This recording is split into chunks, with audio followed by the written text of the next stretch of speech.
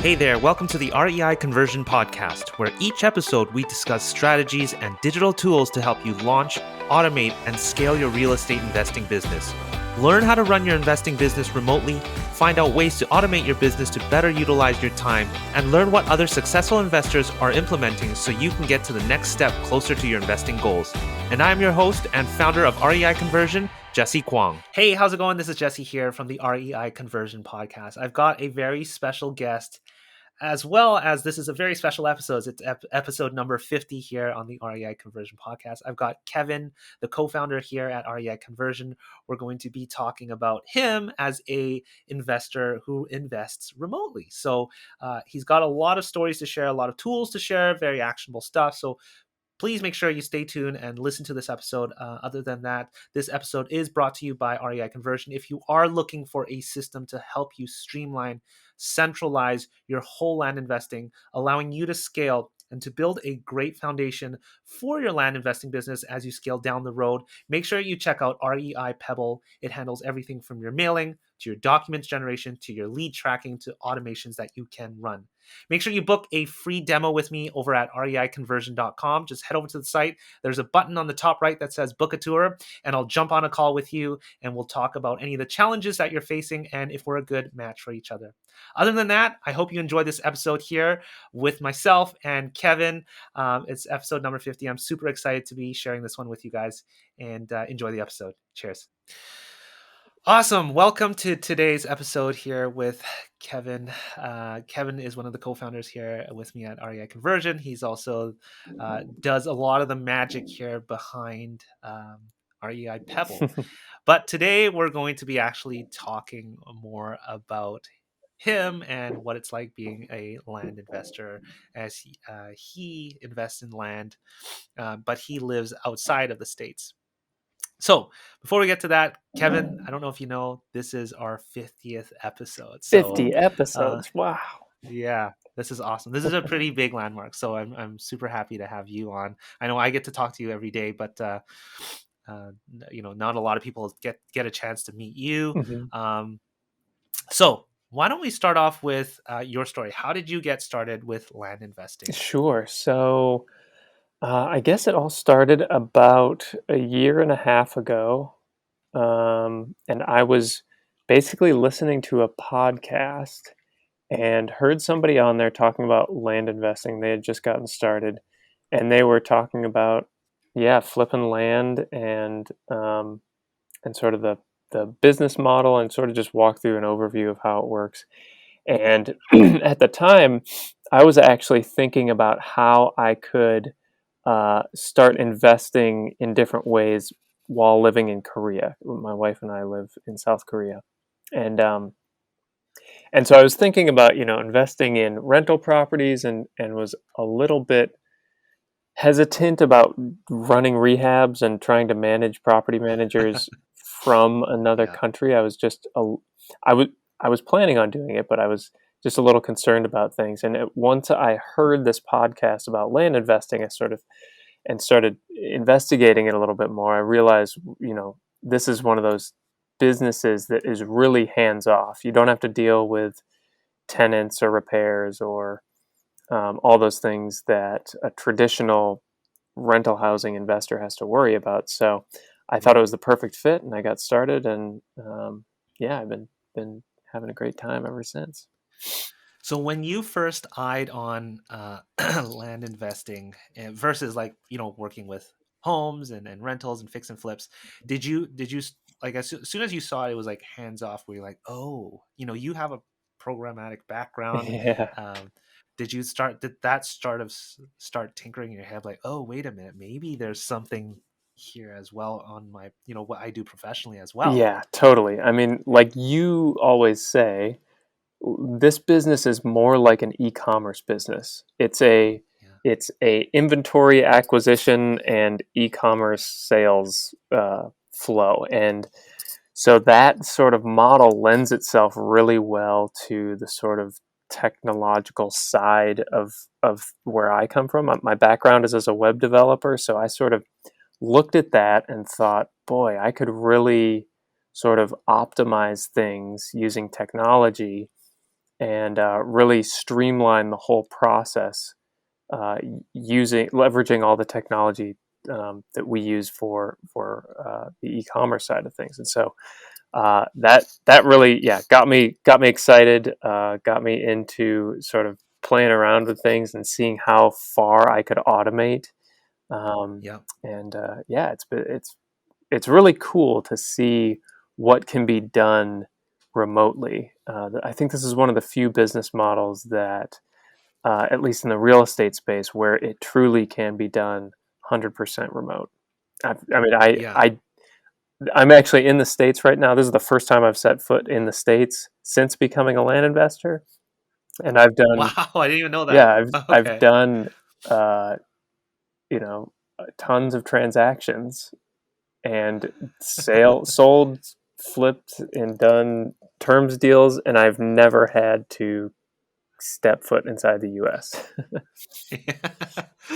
Oh man, that's funny. And by the way, if you guys aren't watching this right now, Kevin's actually at a I'm library at the that we library. literally we can work from anywhere, which is the beauty about land investing. Yep. But Yep. that's awesome to hear. So, for somebody who is getting started, and maybe they're in a position to work remotely as well, what kind of tools did you start off with, and then what did that sort of look like over time? Hmm. um, what would you sort of, well, first of all, what tools do you use, especially when you got started? Yeah. So I went through one of the online courses, and I think if you read any of the blogs, they'll sort of talk about kind of the primary ones. You need some way to collect data. So I personally use Data Tree for that. I did experiment with Agent Pro and a couple of the other ones. I just found Data Tree to be a little bit more user friendly. So I use Data Yeah. Tree all the time to pull property records and pull lists. Right. Um, and then I actually uh, use a mailing system. Well, I use Pebble to do all my mailing, and then Yeah. I use a for filing deeds in some of the counties I work with. I use Simplifile, which is really cool. You Yeah. can basically just instead of having to mail a deed in, you can just put it through Simplifile and it just records right away. Let's see. I use something called EverSign for signing contracts and documents. Mhm. Um, I use Your phone OpenPhone. system. Yeah, I use There we go. OpenPhone Yep. Yeah. for managing phone calls and stuff. Basically, since I'm overseas, I just have everything go to a voicemail, and then Mhm. I have a recording of the information I need from them, and then I call them back typically when I wake up in the morning. So let me cut in there. That's kind of interesting. So because you operate in such different time zones, has that been a challenge for you? Yeah, it can be. Typically, people are calling me when I'm asleep, so um, I typically just tell people to leave me a voicemail, or if I Yeah. can have them email me, that's even better. But typically, I'll ask them to leave me a voicemail, and then Mhm. I try to wake up early. And where I'm investing in the West Coast, so if I wake up early, I actually um, catch like I think I'll typically be online like 2 to 3 p.m. their time. So Yeah. I have some overlap on the day. So that's sort of how I manage that. Right. Right. Right. Got you. Hmm. And then, obviously you're busy working, on Pebble and whatnot. But does that, I'm sure that shrinks a lot of your time. And obviously, I know for land investing. But were you at a point where you had to have VAs, or did you just run the whole show yourself? Yeah, I had a VA doing some due diligence things. Yeah. I've tried to automate as much as possible so that I don't need so much, but I definitely will spring for a VA if I'm doing a heavy acquisition time and I just need somebody to talk to, handle phone calls and stuff. So Yeah, but Yeah. currently I'm not working directly with a VA at the moment. So, what other challenges come with working remotely? You know, you, I mean, you don't need to visit your properties, Hmm. obviously, and what other things have you come across that you notice has been a little bit of a pain, and how did you sort of resolve that? Yeah, I think one thing is the communicating with buyers and sellers. If they ask me Mm, where I am, I typically won't tell them unless they ask me, just because I don't, if they don't care, then I don't care. But if they do ask me like, where are you, and I'll say, oh, I'm in South Korea, but I'm an American, doing stuff here, and that tends to raise some eyebrows a little bit. So hence why I don't bring it up unless they ask me. So that's something I've learned to I've got just a standard way I explain it. That my wife and I live in South Korea, but I'm a long-term land investor and work in specific right. areas, and my website kind of shows that, and I've bought and sold a lot of properties in a particular area, so they're able to sort of see that I'm legit. Verify. Yeah. You know what's funny? I actually just got off a call with another couple, and they face a little bit of, I guess you would call it prejudice in a way. It's Mm. like they're not in another country, but they have accents, Ah, okay. and that I never thought about. If they don't have sort of the North American accent, then it sort of raises flags with some people. So Mm, having, they don't have a website, but or they do, but it's not much is going on in there. But having a website, having sort of something there to validate what you do, maybe having videos allows you to build more trust. At the end of the day, totally. that's what these websites that we're working on are all about. Ultimately trying to establish as much trust. I mean, in itself, selling land at a discount for cash is kind of like, what? To a lot of people, Yeah. it's just, what is this? It. So I absolutely can see, and it, for sure, living overseas, they're like, what are you doing out in South Korea? Yeah. Who are you? Type of thing.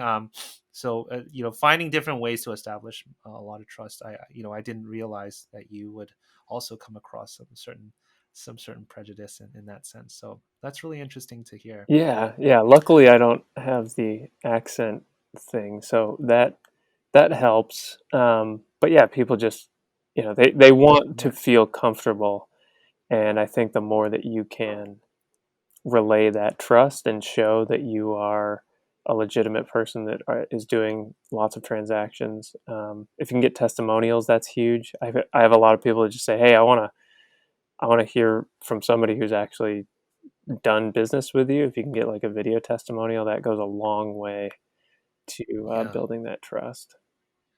Absolutely. And if you guys are wondering about the best ways to collect testimonials, I don't know what episode it is, but it is in one of my podcast episodes, where we sort of talk all about collecting testimonials, when the best time is to grab testimonials. So make sure you do check that out. I apologize. I don't even know offhand, but I will leave that in the show notes. Mhm.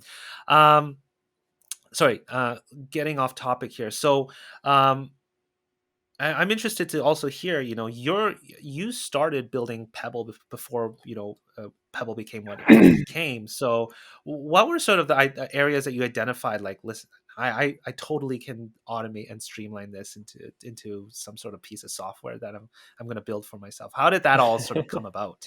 Yeah, so The origin story of the Pebble, origin essentially. story. So yeah, as I said, I started out the way everybody else does. I was using a mail house and sending out things, and got the floods of leads, and started realizing that things were complicated in terms of tracking stuff, because you pull this list, you have all this data about a piece of property, you send a letter, you get a call back, and you're like, okay, what property is this?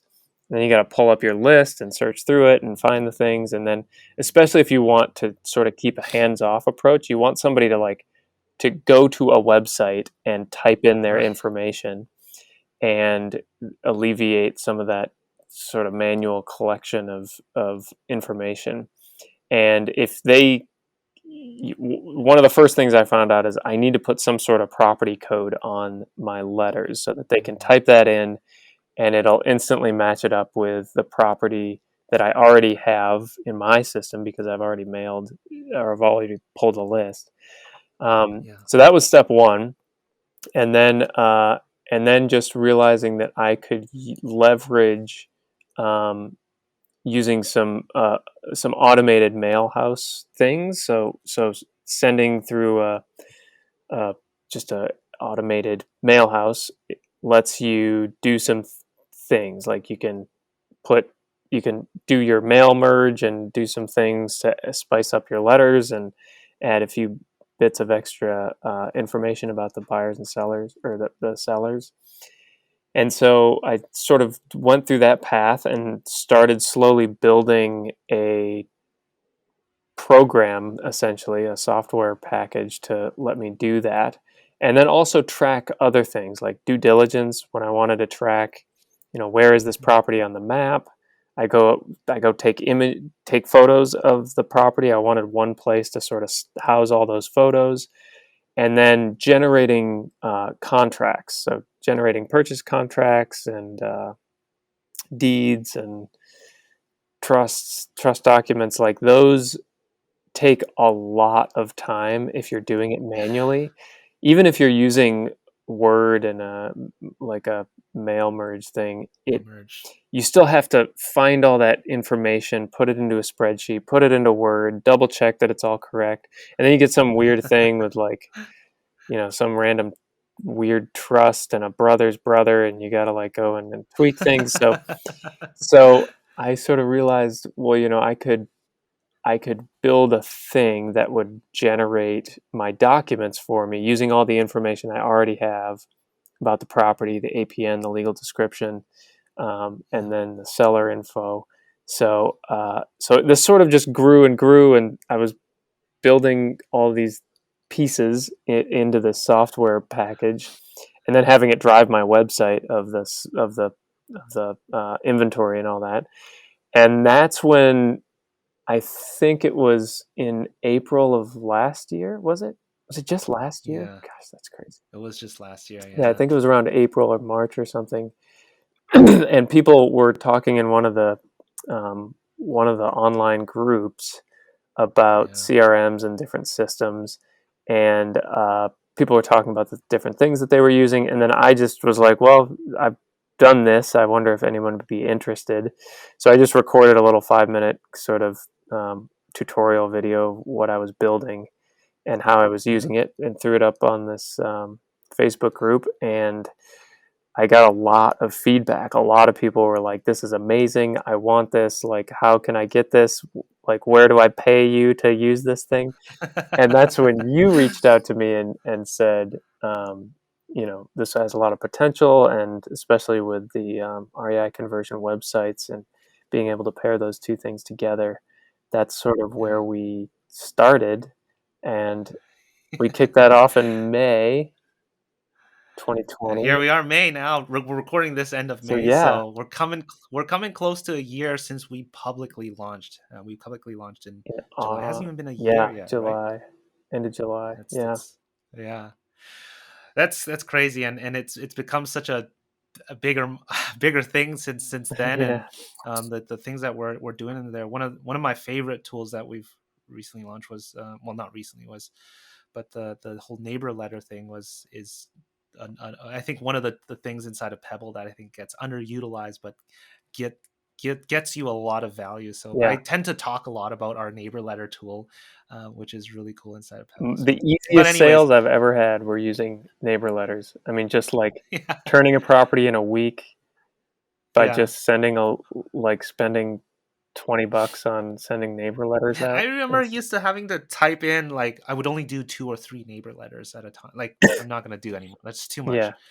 But even just doing that, like, and having to get the images in there now, it's just like, well, just instantly pulls the image, and off it goes Hmm. to 20 of your neighbors. And anyways, but it's always nice to hear the origin story and of the way Pebble. And I think a lot of people aren't even sure how things got started.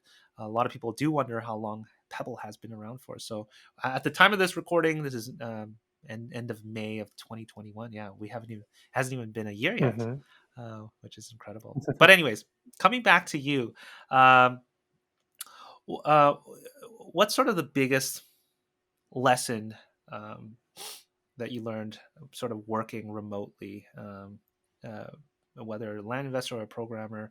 If somebody is looking to do this also remotely, maybe they're traveling or they're living abroad for the next little while, what should they be aware of when they're working remotely? Yeah, I think, well, you do need to figure out how you're going to do notarizations.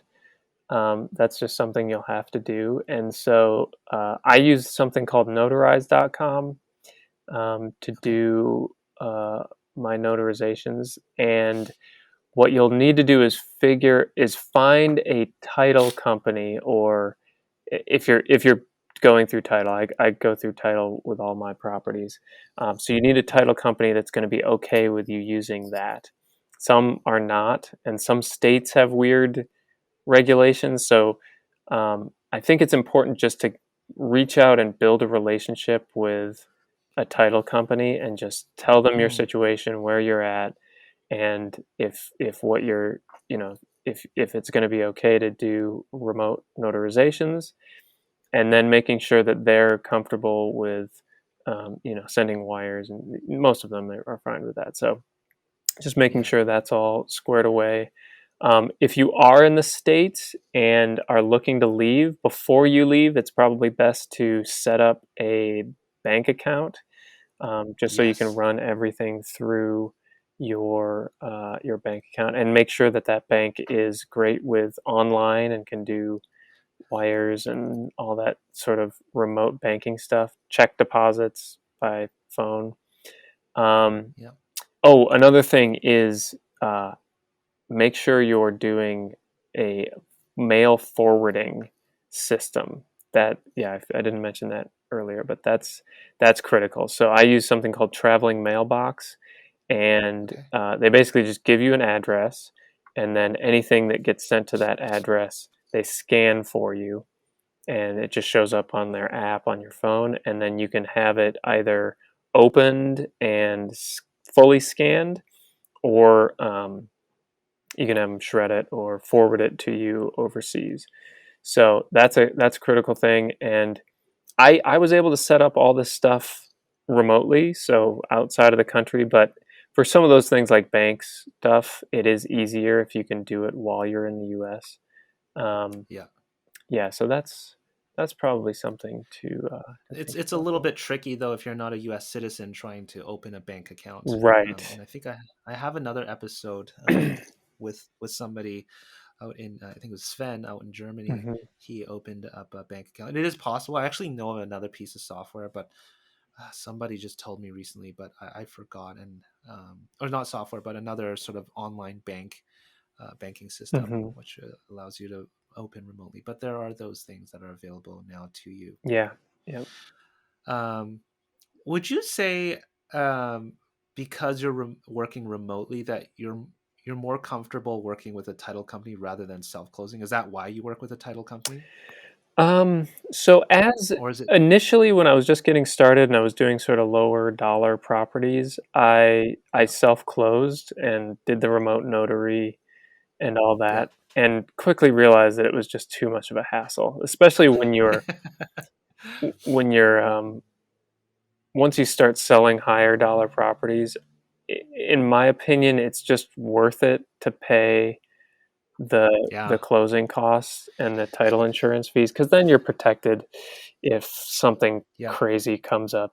A lot of times you don't know 100%. You can do your own title searches and all that, but you just never know 100% if you don't have that title insurance there. yeah, So if you can do the self close and then get title insurance, that's one way to do it. I just find that yeah, it's easier for me personally to close through title and just know that I've got it.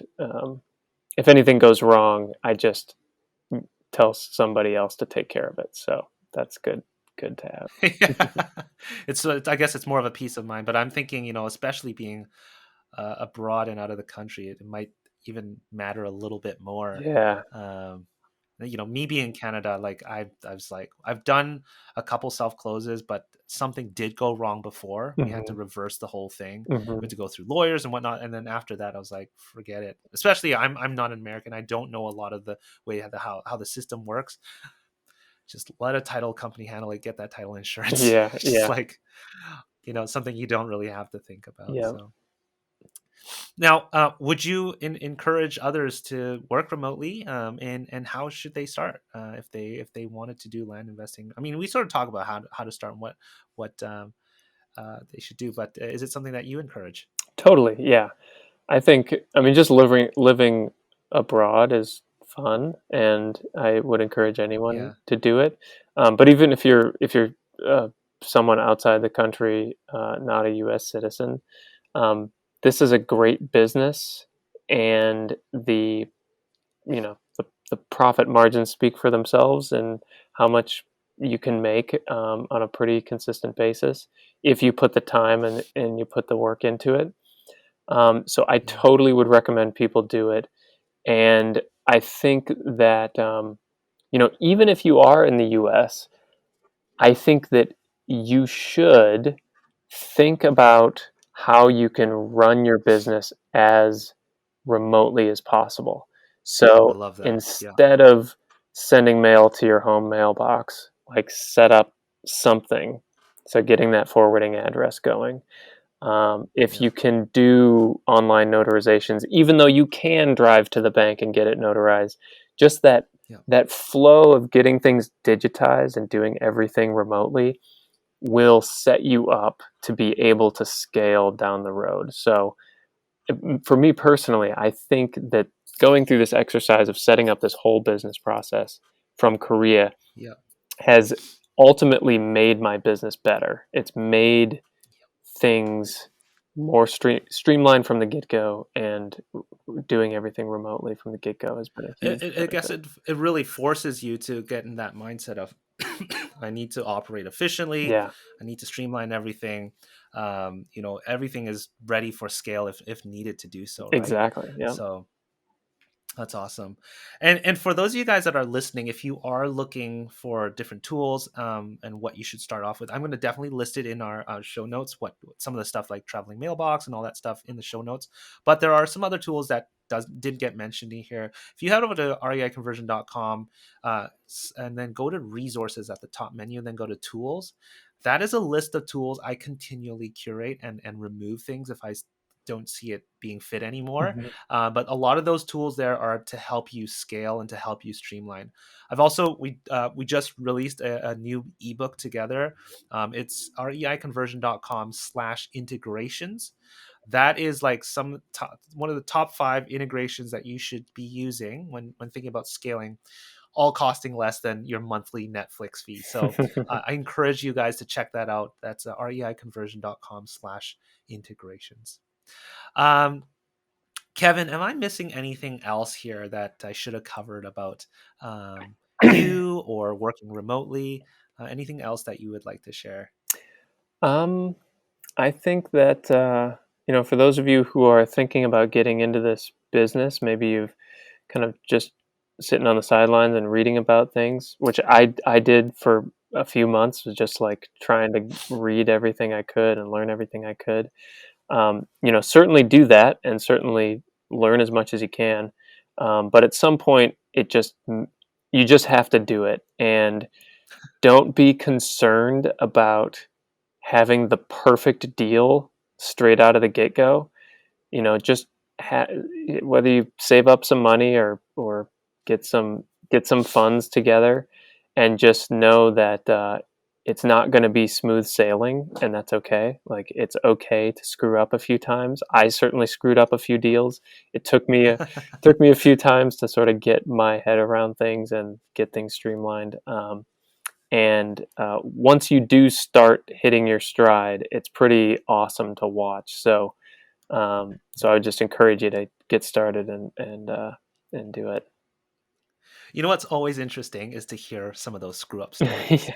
Uh, do you mind sharing with us one, just to kind of give people a context of how low things have gotten with land? What was one of What was one of the screw up properties you have? Let's see. So I bought a property that, uh, oh yeah, well, I've had a couple, but yeah, this one I bought from a guy, bought it really cheap. I thought there was access, um, Okay. but there wasn't. Like, or it was access, but like not official and sort of through somebody else's property. So Yeah. so it was a real hard sell on that one to get it sold. And I finally ended up selling it on terms to some guy. And then everything seemed to be okay. And then I get or no, like after like 2 months, he stops paying. And so I start calling him. He's not Yeah. responding. Then I get a call from a lady who's his neighbor, and she says, "Yeah, the guy living there, or the guy basically moved in there, moved onto the lot with like a camper and a tent." And Uh, she uh, said he had completely trashed the place, like it was just strewn with trash. And one of his dogs had run across the street, and this late had bit this lady's horse. She was riding her horse. The dog ran across the street, Jeez. bit her horse, and she had to Oh my take it to the goodness. vet. And she was like, "I'm going to sue you, sue me." She was like, "I'm going to sue you for the vet bills and all this stuff." So of course I'm like freaking out. Like, what do I do about this? This is like a guy who stopped paying, trashed the place. She's going to sue me for vet bills. Like, this is just like a terrible, terrible situation. And so when these things happen, it's just important to like apologize profusely, take all the blame, like just say, yes, this is all my fault. Like, we're gonna figure this out. Right. Like, don't worry about it. I'll pay the vet bills. Like, just tell them you're gonna do everything, and do that, because that will go a long way. So I ended up finally getting in touch with this guy. He was just like, yeah, I don't have any money, whatever. And so I basically told him, like, well, I'll give you a deal. Like, if you can clean up the place and leave like clean it up and get out of there within 30 days, I won't come after you for the back rent and or the back payments. And I won't call any county thing. And then I told him about the dog situation. I basically tried to play the good guy and say, you know, I'm letting you off the hook here if you can just like clean up and leave. And to his credit, he did. He left, cleaned up Wow. all of his Okay. trash. I called the lady back, and we had ongoing conversations with her, and Oh she boy. ended up being super nice about it. She was like, "Yeah, don't worry about the vet bills. Like, everything was fine there." And then, uh, and then at the very final thing, once this guy had left and we had cleared everything up, I went to this lady and I was like, "Hey, do you want to buy this property?" Because she lived right next to it, and she actually had access to it through her property. Oh, right. Okay. And Yeah. and she was like, "Yeah, I'll pay cash for it." Like, same thing. So I ended up selling it at a huge margin. I made like 400% profit on it, plus getting the few months of payments from this guy. And yeah, so she, Pays to do pays to do your neighbor letters yeah, first next right. time. Had I sent her a neighbor letter, Lesson I could learned. have I could have gotten it straight off. Oh, Yeah, that's totally right, because I wasn't doing neighbor letters back then. Would have saved yeah. me months of headache. But yeah, she loves it. She like sends me texts of photos of her riding horses through this land. She's like, "This is great. I'm gonna leave it to my kids." I'm like, after Oh all of man. that, it ended up being pretty great. So So not all horror stories always turn out like this, but I'm glad that one worked out yeah, for you. yeah. Some It's some hilarious. don't What a story. always work. Yeah, that's great. Yeah, yeah. That's a story. That's a story. Yeah. But anyways, Kevin, aside from that, I'm sure the community wants to thank you for all the hard work you also put into REI conversion and the things that we're doing inside of Pebble. And if any of you guys wanted to ever hang out with us live, we do every month. We do a couple live streams, right? We do our what do we do, Kevin? Oh, we do our feature update roundup Yep. at the end of every month on a Thursday. So we go live. We talk about the newest features that we're launching and we're working on inside of Pebble. The Thursday after that, we do a mastermind. So that's something we do monthly. And Mhm. both of these sessions, you can always ask questions and answers live with us. Um, and then from every week I go on live. If you want to jump on and learn how to do your mailing with me on inside of Pebble, that's every Friday. And then once a month, Kevin sometimes does join in on our lead management / automation session on Fridays as well. So Mhm. there's always opportunities if you ever wanted to connect with either of us. But other than that, Kevin, thanks very much for coming on to the 50th 50. episode. Yeah. I can't believe it's been that. It definitely doesn't feel like 50. But anyways, I really appreciate you coming on this show, sharing your experiences as a land investor, doing this remotely. Again, I'll list all the tools on the show notes. And if you guys have any other questions, you can always reach out to us via email, hello@reiconversion.com. That also goes to Kevin as well. So we're always here to help you guys out. Other than that, Kevin, enjoy the rest of your time out in the States before you head back to Korea. Yeah, yeah. And looking forward to keeping up with you. Awesome. Thanks, Jesse. Appreciate having the conversation. Yeah, awesome. Thanks again for listening, guys. Cheers. Before you stop this podcast or head to the next episode, I want to personally thank you for listening to this episode of the REI Conversion Podcast. If you found this helpful, we'd greatly appreciate an awesome review and rating on whichever platform you're listening to this on. And if you have 2 minutes and wanted to step it up even more and help others, feel free to share this in other Facebook groups or pages or any communities, giving others a heads up of the REI Conversion Podcast or this specific episode that may help them on their investing journey. Once again, thanks very much for listening and catch you on our next episode.